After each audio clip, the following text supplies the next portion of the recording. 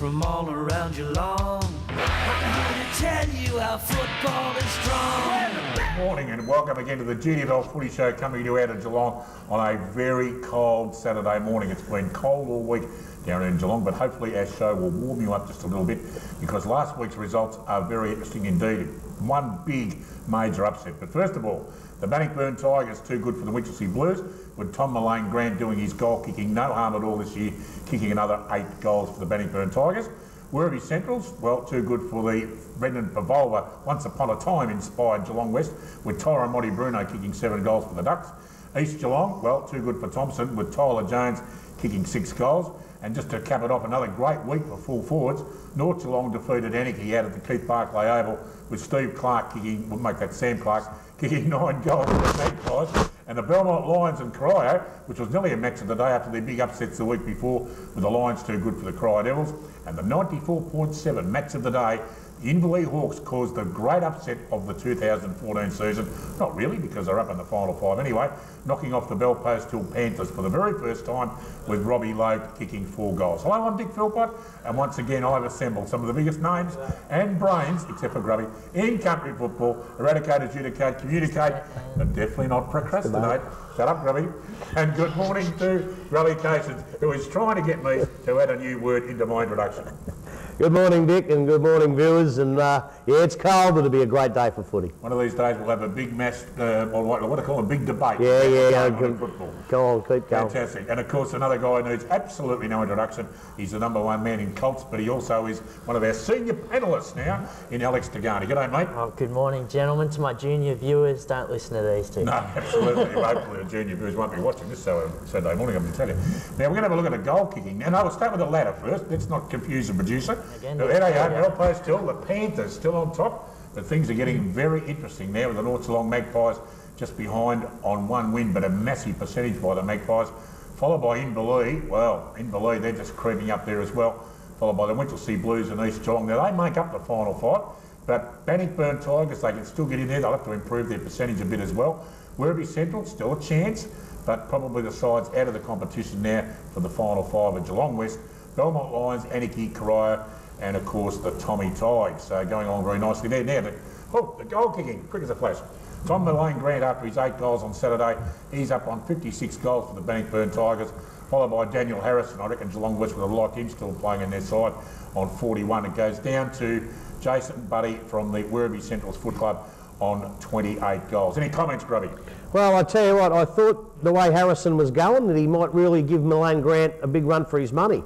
But I don't think so. Another 8 to Tommy, and I think he's got it well won already during the season. He's a great footballer, and the way and a lot of the why Bannockburn's coming back into form is because of Tom Mullane Grant. There's no doubt about that. And I will tell you, I've got to educate you once and for all. Oh, what is it? It is not the final 5. The final 5's at the end of the year, right? It is not the final. Every time you say into the final 5, it's not the final 5. It's the current. It's the 5. The current 5. And at the end of the year, after round 18, then it's the final 5. You imbecile. Oh God, the things they bring up for Werribee. Now, okay, we're going to go to footy flashbacks now. I'll just refer to my notes.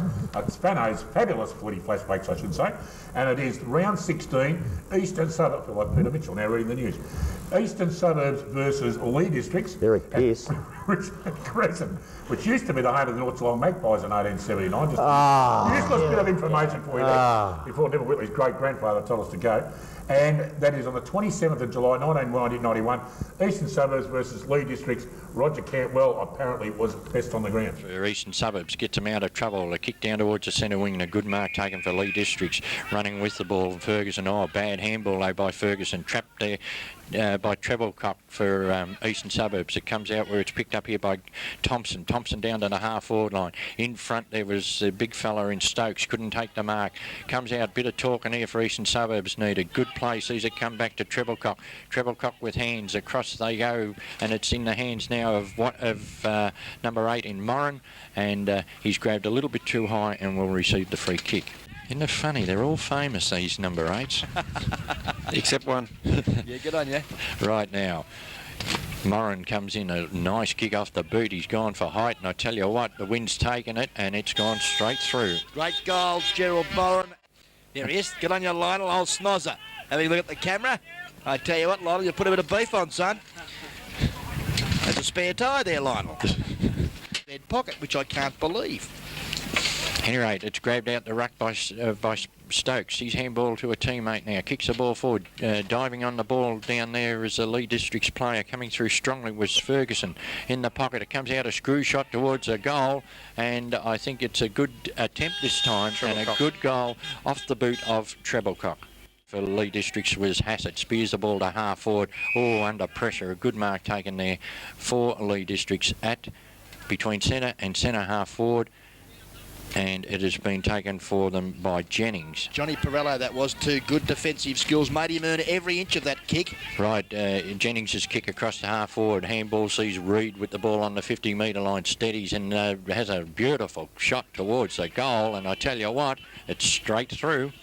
Great goal off the boot there of the ex-Geelong champion, Malcolm Reid. Oh, he was a high tackle on true and not paid. We see the big fella now. Has a bounce, the racehorse. Ricky Stokes from 30 metres shoots it. Goal. Great goal from the bearded boy. Fantastic bit of highlights there from Fenno's fabulous footy flashbacks back to 1991. We're going to throw to an interview now that Grubby did with the coach of the Inverleigh Hawks, Mark McDowell. We're out here at the Inverleigh Oval with the victorious Inverleigh coach, Mark McDowell. Mate, in the end, the crowd was willing you on.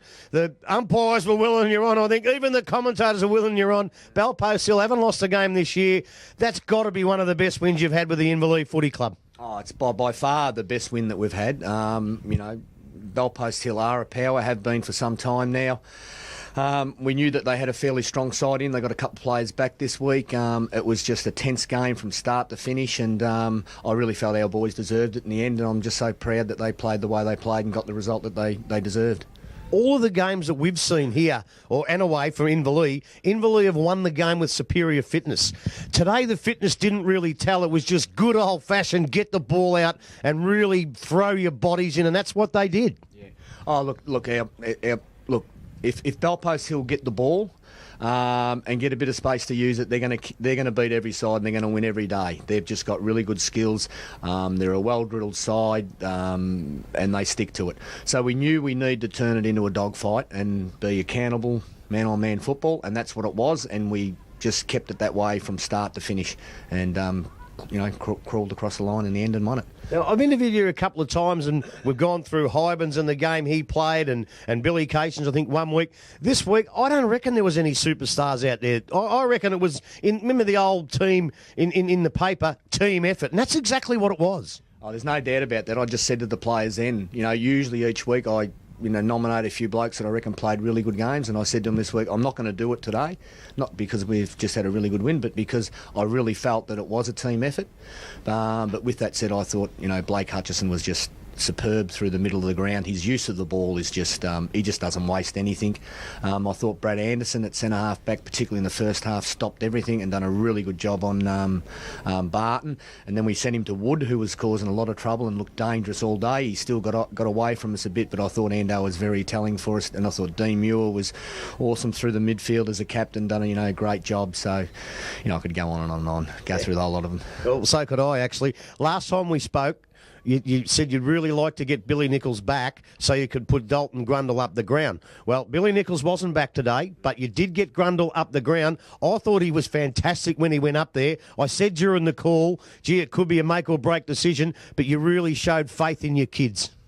Yeah, look, Dalton, to be quite honest, I reckon through necessity for the team, we need a full forward, we need someone there, but I really think that we're wasting Dalton at full forward, to be quite honest. He can play anywhere on the ground. He's really athletic, uses the ball. He's a great player. He's a young kid.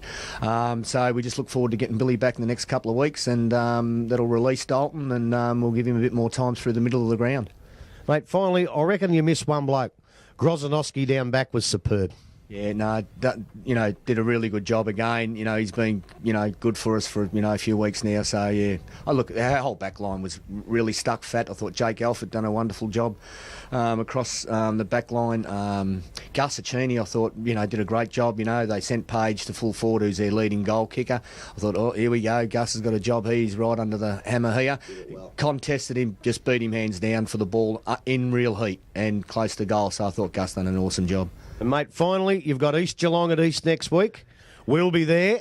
we're going to do that game, so we're going to get you again. And, mate, I hope this time next week we're standing here looking at each other, talking again. All the best for next week. All the best for the rest of the year. Beauty, thanks, Grubby. Thanks a lot. Thanks, mate. I'm sure Grubby will be back with another great interview from the match of the day that will be on this afternoon. We're going to take a break, pay a few bills, and be right back after this. Geelong and District Football League. We are the Raiders from all around Geelong. I'm here to tell you how football is strong.